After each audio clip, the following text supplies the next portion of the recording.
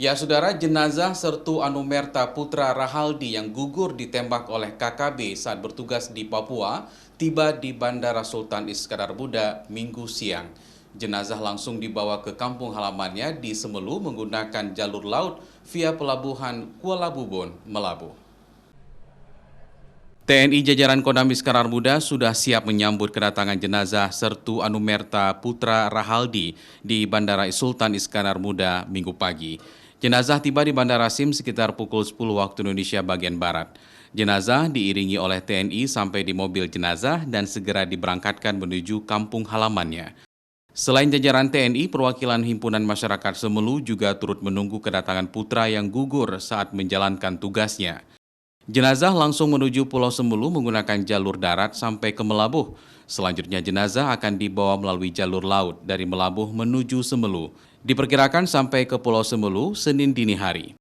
Jenazah akan dibawa ke rumah duka di Desa Sukamaju, Kecamatan Semelu Timur. Selanjutnya, upacara persemayaman jenazah dilaksanakan di Masjid Baitur Rahman dan dimakamkan di Taman Makam Pahlawan Bahagia.